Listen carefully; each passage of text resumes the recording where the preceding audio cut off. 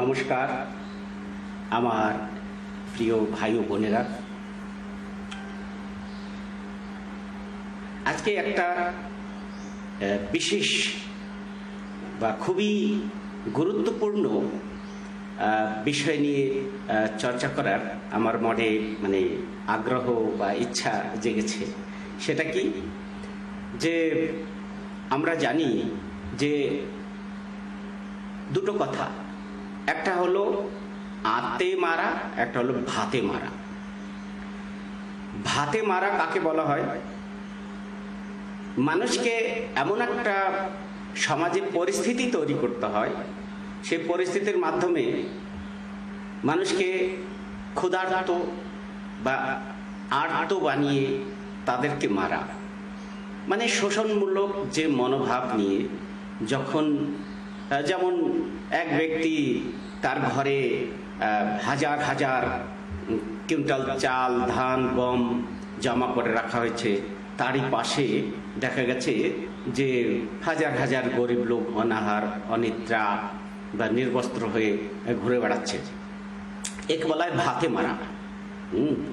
তো পিপুল আর die of starvation, খিদায় মরছে, তাকে বলা হয় ভাতে মরা। আর যারা মারছে তারা হলো শোষক, এক্সপ্লয়টার। ঠিক তেমনি একে বলে আতে মারা।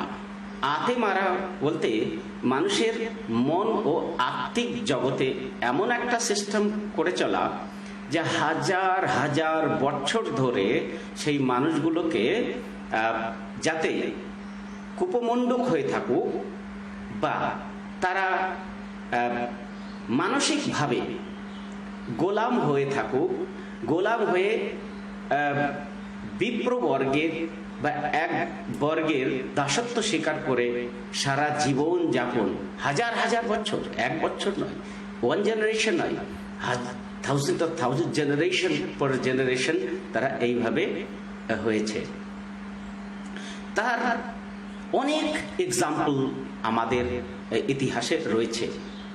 আজকে কয়েকটা দৃষ্টান্ত আপনাদের কাছে রাখার চেষ্টা করব যে কিভাবে মানুষকে গোলাম বানানো যায় মানসিকভাবে, মনের দৃষ্টিতে, মনোজগতে মানুষকে কিভাবে গোলাম করা যায়। আপনারা জানেন এই বিশ্বের প্রত্যেকটা সমাজ, প্রত্যেকটা গ্রুপ, প্রত্যেকটা জনগোষ্ঠী একটা বিশেষ দার্শনিক চিন্তাধারার দ্বারা প্রভাবিত থাকে। সবাই, প্রত্যেকটা জায়গায় দেখুন, বিশ্বের যত জনগোষ্ঠী রয়েছে সবাই কিন্তু একটা নিজস্ব একটা বিচারধারা, একটা চিন্তাধারা সেই অনুসারে চলছে।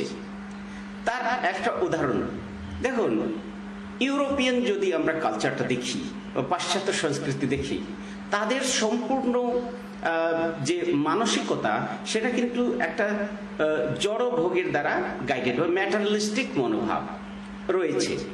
কিন্তু ক্রিশ্চিয়ানিটি আসার পরে দেখা গেছে তাদের যে চিন্তাধারাটা ক্রিশ্চিয়ানিটি ওরিয়েন্টেড হয়ে গেছে। ঠিক তেমনি ভারতবর্ষের বা এশিয়ার যে মানসিকতা একেবারে আলাদা।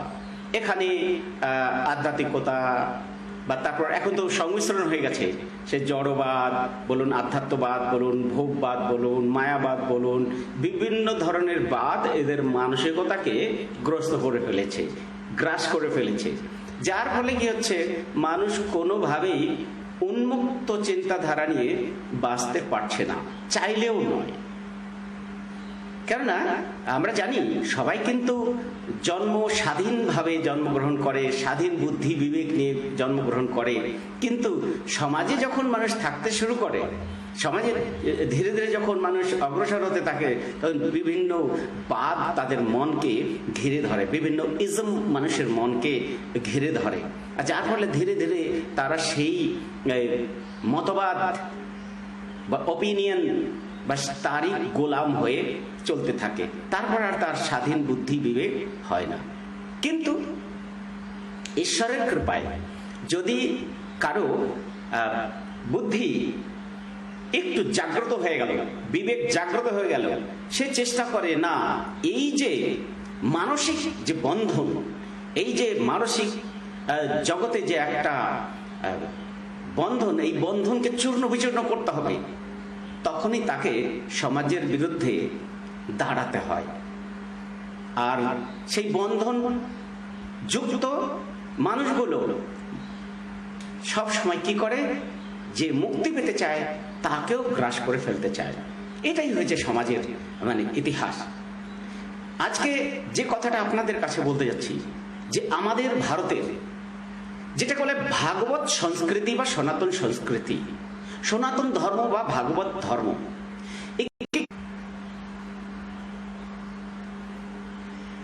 ভারতের যে সনাতন সংস্কৃতি বা ভাগবত ধর্ম, ভাগবত সংস্কৃতিকে কারা পলিউট করেছে, কাদের দ্বারা আমাদের যে বিশুদ্ধ যে আধ্যাত্মিক বা আধ্যাত্ম চিন্তাধারা, সেটা কিভাবে ধীরে ধীরে লুপ্ত হয়ে গেছে, আর কিভাবে আমাদের মনকে, আমাদের বুদ্ধি, আমাদের আচার আচরণ, আমাদের চিন্তাধারাকে কিভাবে আঁকড়ে ধরেছে, কিভাবে চুষে খাচ্ছে, তার কয়েকটা উদাহরণ।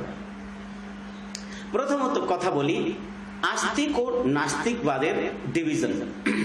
আস্তিক নাস্তিক যে ডিভিশনটা, এটা কারা করেছে, কে করেছে? দেখুন, আস্তিক বলতে অস্থি শব্দ থেকে এসেছে। অস্থি বলতে যা আছে,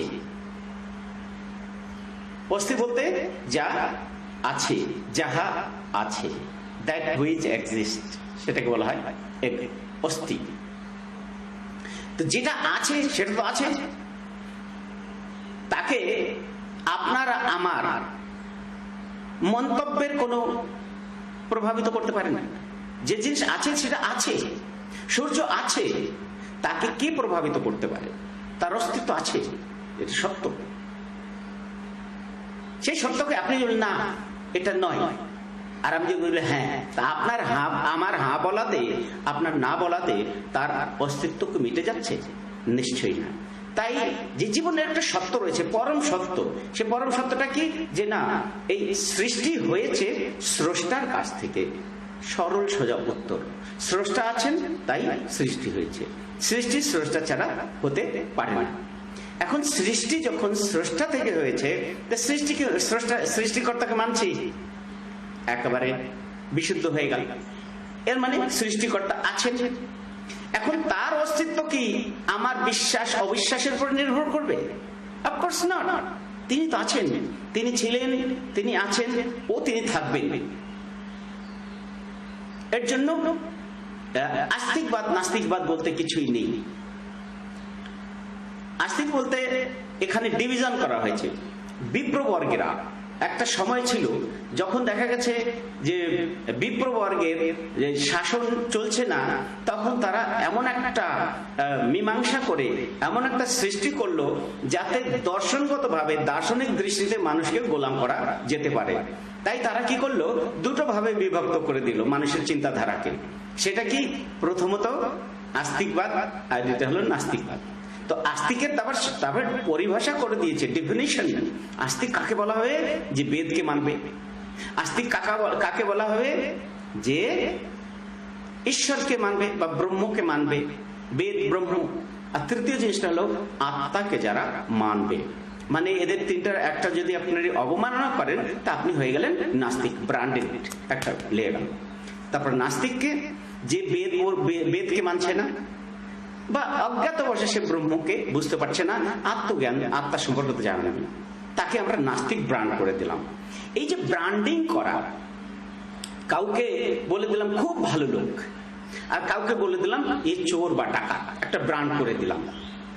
সেই চোর ডাকাতকে কি ভালো হওয়ার আর চান্স নেই? সে কি ভালো হতে পারে না?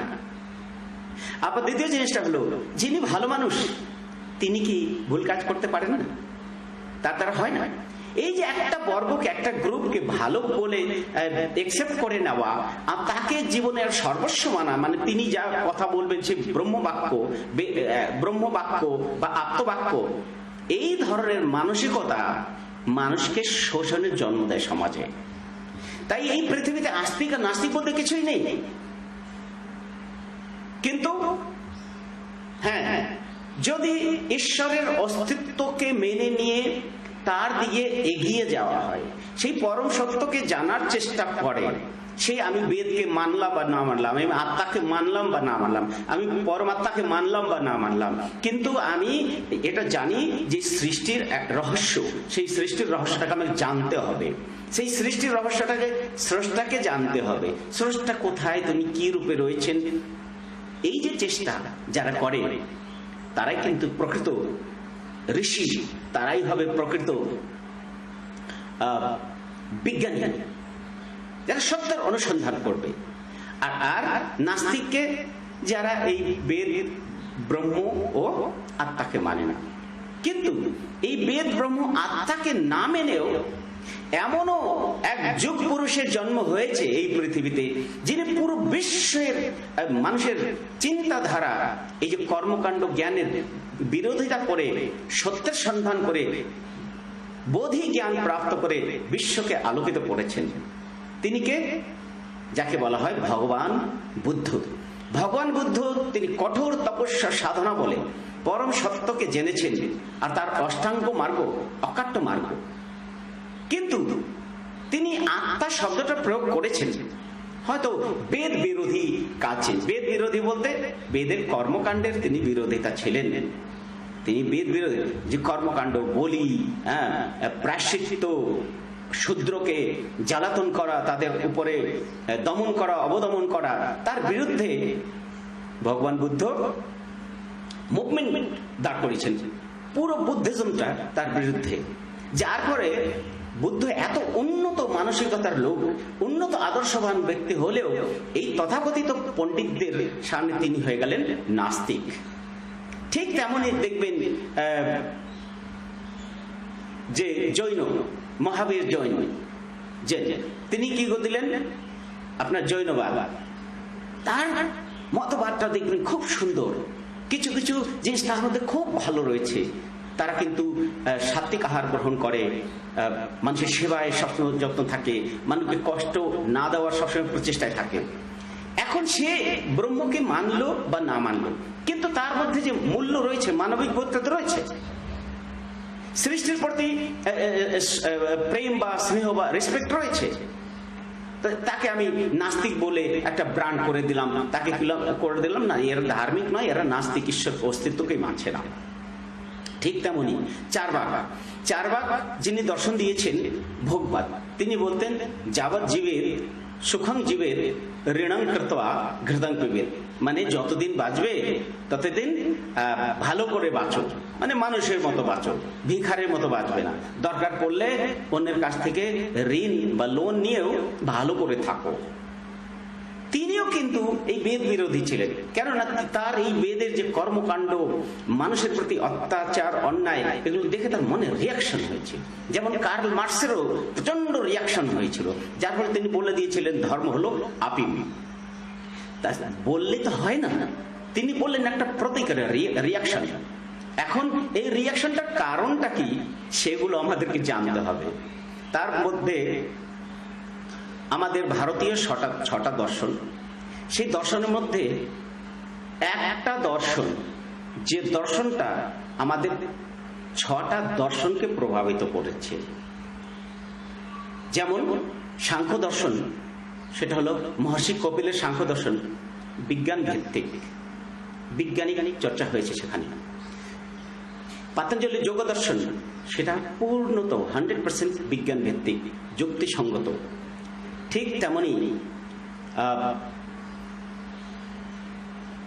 ন্যায় দর্শন, যুক্তি, তর্ক, বিজ্ঞান উপর আধারিত। কণাদের কজ অ্যান্ড এফেক্ট থিওরি, আণবিক থিওরি, মলিকুলার থিওরি, বিজ্ঞান ভিত্তিক থিওরি। এই থিওরিগুলো কিন্তু বেদের ধারে নেই, বেদে কি লেখা আছে কি না সেগুলো চিন্তা করেনি, কিন্তু তারা সত্যের সন্ধান করতে চেয়েছেন, করে কিন্তু অনেক কিছু দিয়ে গেছেন। সাংখ্য দর্শন, তারপর যোগ দর্শন, ন্যায় দর্শন, তারপর মহর্ষি কণাদের যে আণবিক দর্শন বা কজ অ্যান্ড এফেক্ট থিওরি, কার্যকারণ তত্ত্ব, এটা সমাজ অনেক বিরাট মানে অন্ধবিশ্বাস, কুসংস্কার থেকে মুক্ত করেছে। কিন্তু এরপরে এমন একখানা দর্শন আমাদের সামনে প্রস্তুত করা হলো, সেটা এমন ভাবে মানুষকে বেঁধে ফেললো, যার ফলে আজকে ধর্ম জগতে ইভেন কি যদি একটু সূক্ষ্মভাবে অ্যানালাইসিস করবেন, বলবেন যে মহর্ষি জৈমিনীর যে জৈমিনী সূত্র, এটা 100% ভাগবত ধর্ম বিরোধী, সনাতন ধর্ম বিরোধী, শিবের যে ধর্ম শৈব ধর্ম তার বিরোধী, বা ভগবান শ্রীকৃষ্ণ যে ভাগবত ধর্ম দিয়েছেন তার বিরোধী, 100% বিরোধী। কেননা তার দর্শনে এই যে শিব বা কৃষ্ণের মতো ব্যক্তিত্বের কোনো চর্চা নেই, তাদের যে শিক্ষা, সে শিক্ষার কোথাও স্থান নেই।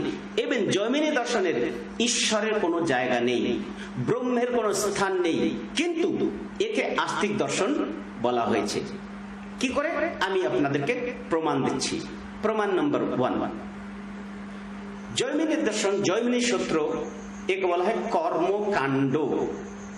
কর্মকাণ্ড, কর্ম কি, আর এই কর্মকাণ্ডের উদ্দেশ্যটা কি?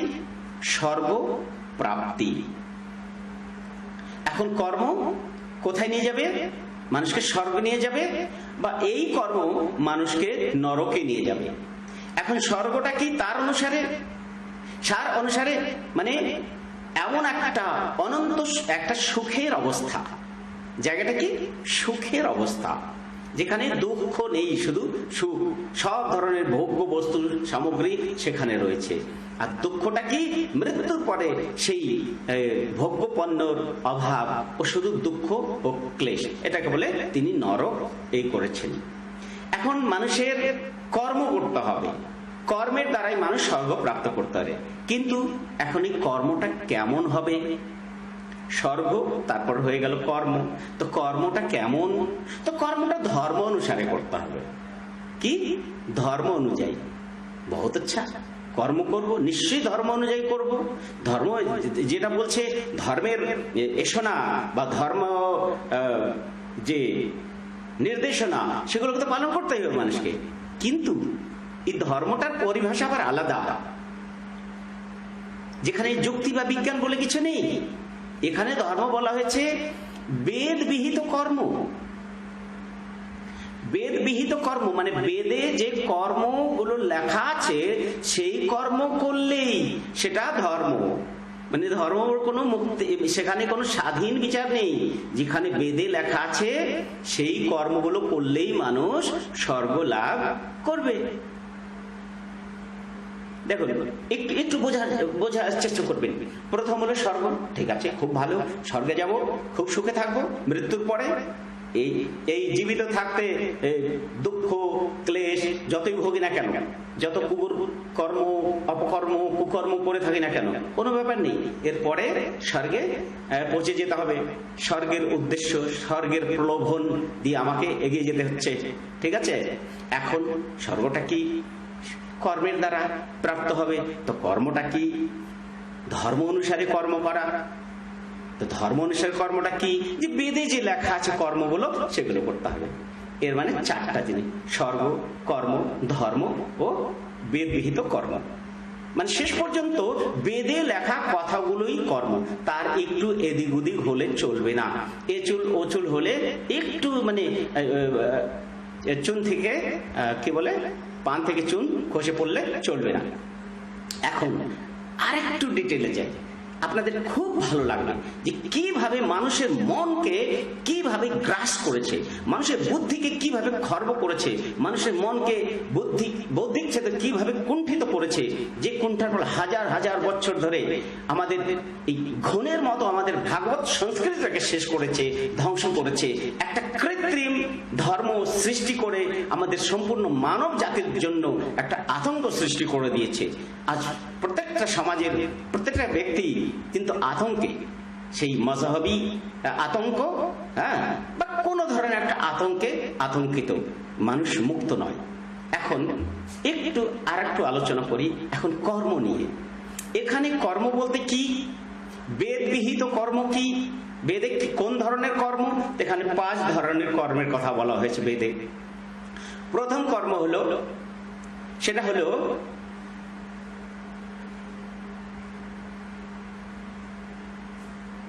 একটা হলো কর্ম যেটাকে বলা হয় নিত্য কর্ম। দ্বিতীয় জিনিসটা হলো নৈমিত্তিক কর্ম। তৃতীয়টা হলো কাম্য কর্ম। চতুর্থ হলো নিষিদ্ধ কর্ম, আর পঞ্চম হলো কি, এটা বলে অ্যাটনমেন্ট, অনুতাপ বা পশ্চাতাপ করলে, অনুতাপ করে প্রায়শ্চিত কর্ম যেটাকে বলা হয়, এটা পঞ্চ ধরনের। এখানে আপনাদের বুদ্ধিটাকে একটু খুলে রাখবেন, একবারে ওপেন রাখুন, এখানে কোনো ধরনের প্রিজুডিস বা কোনো ধরনের পূর্ব ধারণা রাখবেন না, তখন এই কথাগুলো ভালো করে বোঝা যাবে। প্রথমটা কি, নিত্যকর্ম। নিত্যকর্ম বলতে মানুষের স্বাভাবিক কর্ম, মলমূত্র ত্যাগ করা, খাওয়া দাওয়া, ঘুমানো, পড়াশোনা, শিক্ষা দীক্ষা, ধ্যান, পূজা, এগুলো কি আমাদের নিত্যকর্ম। এই নিত্যকর্ম ছাড়া মানুষ বাঁচতে পারে না, এটা খুবই প্রয়োজন, রিকুইজিট, ঠিক আছে? এটা না করে তো থাকাই যায় না, এটাকে করতেই হবে মানুষকে, এটা স্বাভাবিক। এখন বলছে এই বেদে কি লেখা আছে, এই কর্মগুলো করলে পুণ্য অর্জন হবে না, পুণ্য অর্জন হবে না, মনে রাখবেন। এই নিত্য কর্ম করলে পুণ্য অর্জন হয় না, কিন্তু পাপ সঞ্চয় নিশ্চয়, না করলে পাপ সঞ্চয় হবে। বুঝুন, করলেও ঠেলা, না করলেও ঠেলা, মানে দুদিকে আপনাকে কিভাবে আঁকড়ে ধরছে। এই নিত্য কর্ম করলে পুণ্য অর্জন হবে না, তো পুণ্যের পুণ্যের যে লক্ষ্যটা থাকলো না, আর মানুষের প্রতি সেই ইচ্ছা থাকলো না, কিন্তু এটা করতে হবে মানুষকে, করছে তো পুণ্য অর্জন হচ্ছে না। কিন্তু যদি না করি তখন কি হবে, পাপ সঞ্চয় হবে, আর সেই পাপ কোথায় নিয়ে যাবে, নরকের দিকে নিয়ে যাবে। ঠিক আছে, তাই নিত্য কর্মের বিরাট একটা ইম্পর্টেন্স নেই এখানে। দ্বিতীয় জিনিসটা হলো কি, নৈমিত্তিক কর্ম। নৈমিত্তিক কর্ম বলতে কি, নৈমিত্তিক কর্ম বলতে বিভিন্ন ধরনের বিবাহ প্রথা, জাত কর্ম, শ্রাদ্ধ কর্ম, বিভিন্ন ধরনের সামাজিক কর্ম রয়েছে যেগুলো মানুষ করে থাকেন। এখন এই কর্মটা কি করলে কি হয়, এখন এই কর্ম করলে কিন্তু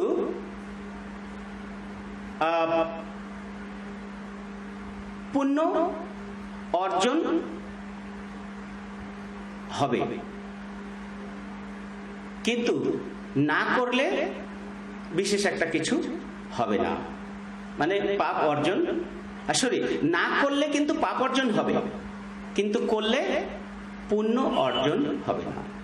ঠিক আছে, মনে থাকবে, না করলে কি হবে, পাপ অর্জন হবে, আর করলে বিশেষ কোনো লাভ নেই। তো অনেকে দান দক্ষিণা দেবে, জাতকর্ম করবে, ব্রাহ্মণ ভোজ করাবে, বিভিন্ন কিছু রয়েছে, তো এগুলো করলে পুণ্যের কোনো আশা রাখলে চলবে না।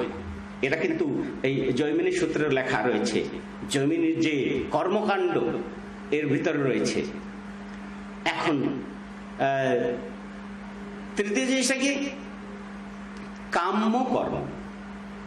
সব থেকে বড় কর্মটা কি হলো, কাম্য কর্ম। কাম্য কর্ম এক বিশেষ ধরনের মানসিক ইচ্ছা বা সকাম, যেমন হে প্রভু, আমি তোমার সেবা করব, তোমার পূজা অর্চনা করব, কিন্তু আমার মেয়ের বিবাহটা যেন ঠিক ভালো পাত্র পায়, আমার ছেলেটা যেন খুব ভালো অঙ্কের পরীক্ষায় উত্তীর্ণ হয়ে ভালো একটা চাকরি পায় প্রভু, তবে তোমার এত কোটি টাকা বা এত লক্ষ টাকা খরচা করে বা এত হাজার টাকা খরচা করে তোমার উন্নত করব, ঠিক আছে, তোমাকে পুজো অর্চন করব। এখন কি হবে, এই কর্ম তার জন্য যজ্ঞ করতে হবে, বলি দিতে হবে, বলি দিয়ে বিশেষ বিশেষ দেবতাদের সন্তুষ্ট করতে হবে। আর যখন দেবতারা সন্তুষ্ট হবে তখন একটা বিশেষ প্রকারের অদৃষ্ট শক্তি সঞ্চয় হয়, সৃষ্টি হয়, আর সেই অদৃষ্ট শক্তি মানুষের সকাম কর্মটাকে পূর্ণ করে। বুঝতে পারছেন প্রথম জিনিসটা কি, আমি যে কর্ম করব তার জন্য কি করতে হবে, দেবতাদেরকে সন্তুষ্ট করতে হবে। আর দেবতাদের সন্তুষ্ট করতে গেলে কি করবে, আপনাকে ব্রাহ্মণদের কাছে যেতে হবে। ব্রাহ্মণরা ডিসাইড করবে কি কি করলে সে কোন বিশেষ দেবতা, সূর্য দেবতা, চন্দ্র দেবতা, তাদেরকে সন্তুষ্ট করবেন, শনি দেবতা, বিভিন্ন ধরনের দেবতা, কি সেগুলো ডিসাইড কে করবেন, ব্রাহ্মণ দেবতা সমাজে বসে আছেন, পুঁথি খুলে দেখবেন তিনি কোথায় কি রয়েছে, বুঝলেন। প্রথমত দেবী দেবতা। দ্বিতীয় জিনিসটা কি, সেই দেবী দেবতার সন্ধানে তাদেরকে তুষ্ট করার জন্য ব্রাহ্মণ দেবতার কাছে যেতে হবে। ব্রাহ্মণ দেবতা যা যেমন ভাবে পুঁথিতে লেখা আছে সেইভাবে সেই কর্মগুলো করতে হবে। তারপরে বিশেষ প্রকারের অদৃষ্ট শক্তি সৃজন হবে, দেবতা তুষ্ট হয়ে আশীর্বাদ করবেন, সন্তান, কন্যা, পরীক্ষা, শত্রুকে মারা, এইসব কাজ হবে। বুঝতে পেরেছেন? এটা হলো কাম্যকর্ম। এই কাম্যকর্ম করলে কি হবে? পুণ্য অর্জন হবে, পুণ্য অর্জন হবে। না করলে কিছুই হবে না। কিন্তু পুণ্য অর্জন, স্বর্গে যেতে হবে। যে স্বর্গে যেতে গেলে এখন কি করতে হবে? দেবতাদের তুষ্ট করতে হবে। আর তৃতীয় জিনিসটা কি? ব্রাহ্মণ দেবতাকে সন্তুষ্ট করতে হবে। এখন দেখুন, এই যে কাম্য কর্মগুলো 100% ভাগবত গীতা বিরোধী। ভাগবত গীতাতে ভগবান শ্রীকৃষ্ণ কি বলেছেন? নিষ্কাম কর্ম করতে বলেছে। প্রথমত নিষ্কাম কর্ম করতে বলেছে। দ্বিতীয়ত তিনি বলেছেন সর্বধর্মান পরিত্যাজ মামেকম শরণম ব্রজ, সব কিছু ত্যাগ করে তুমি আমার শরণে আসো। আমি তোমার সব পাপ থেকে মুক্ত করে, সব কর্মবন্ধন থেকে মুক্ত করে তোমাকে আমি মোক্ষ প্রদান করব। ভগবান শ্রীকৃষ্ণের এটা হলো আপ্তবাক্য। তিনি বলেছেন সবকিছু ছেড়ে সেই পরম ব্রহ্ম, কেননা আমি পরম ব্রহ্ম, আমি পরম পিতা, আমার চরণে তোমরা সমর্পণ করো। সব উঁচু নিচু, ছোট বড় ভেদ ভাব সবকিছু ভুলে, সব গোত্র কাষ্ঠ গোত্রী রং ভেদ ভুলে আমার চরণে চলে এসো। আমার চরণে চলে এলে আমি সব পাপ থেকে মুক্ত করে তোমাদেরকে মোক্ষ দান করব। এখানে স্বর্গের কথা বলছে না, কিন্তু শ্রীকৃষ্ণ মোক্ষের কথা বলছে। কেননা মোক্ষ প্রাপ্ত তখনই হয় যখন নিষ্কাম কর্ম করতে হয়। নিষ্কাম কর্মের মধ্যে কি হয়? যোগ সাধনা। যোগ সাধনা, যোগ সাধনার মাধ্যমেই মানুষ নিজের ইন্দ্রিয়কে নিয়ন্ত্রণ করতে পারবে, নিজের মনকে নিয়ন্ত্রণ করবে, নিজের বৃত্তিকে নিয়ন্ত্রণ করে, আত্মসংযম করে ধীরে ধীরে সেই সূক্ষ্ম আধ্যাত্মিক জগতে মানুষ এগিয়ে যাবে। এটা হলো বিজ্ঞান। মানে ভাগবত গীতাটা 100% কর্মবিজ্ঞান। এই কর্মবিজ্ঞানকে ধ্বংস করেছে এই জৈমিনী সূত্র, এই কর্মকাণ্ড। আর এই কর্মকাণ্ডকে সমাজে প্রতিষ্ঠিত করে ভাগবত ধর্মকে শেষ করে দিয়েছে।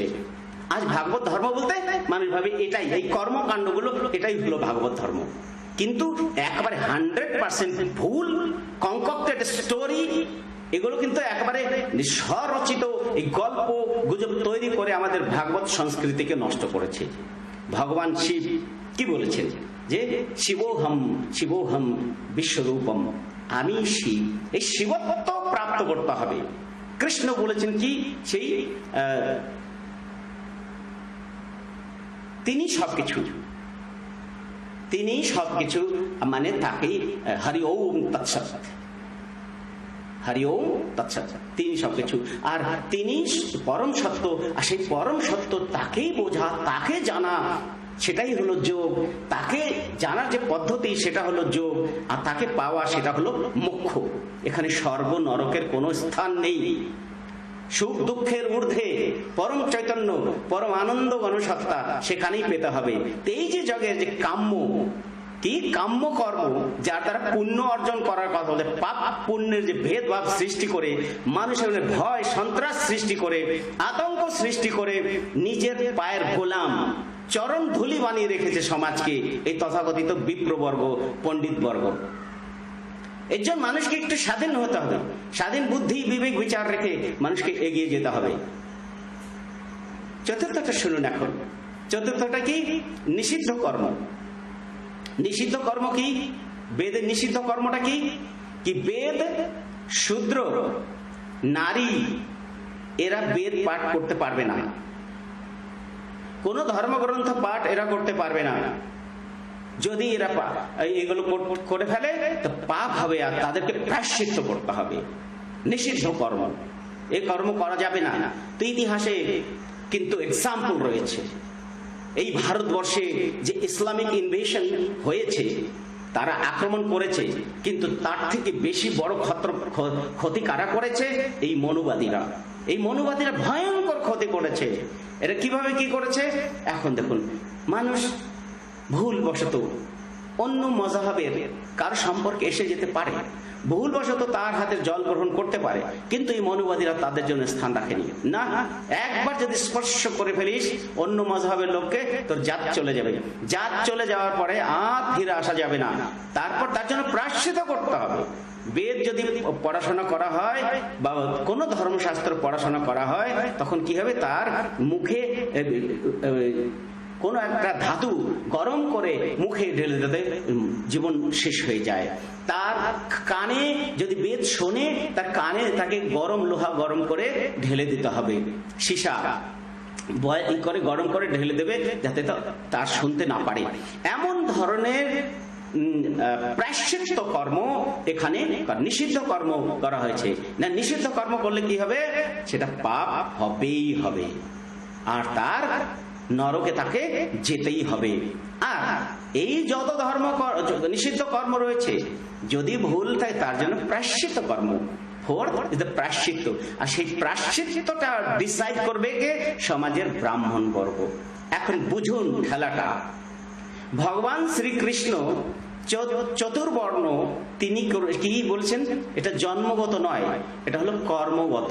কর্ম অনুসারে গুণ কর্মে না বিভাজন, এই চতুর্বর্ণ মম সৃষ্ট গুণ কর্মে না বিভাজন, মানে এই চতুর্বর্ণ আমার সৃষ্ট। আমার সৃষ্ট বলতে এই সৃষ্টি তো তার, আর তার মানুষের মনের সৃষ্টি তার, মানুষের বুদ্ধি বিবেক তার সৃষ্টি, সবকিছু পরমপিতা, তাই তারই সৃষ্টি।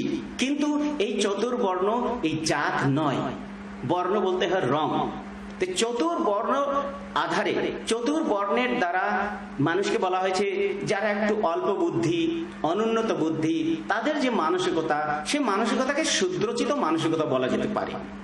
তার থেকে উন্নত একটু সাহসিক মানসিকতা যাদের রয়েছে, যারা অন্যায়ের বিরুদ্ধে সংগ্রাম করতে পারে, তাদের ক্ষত্রিয় বলা যেতে পারে।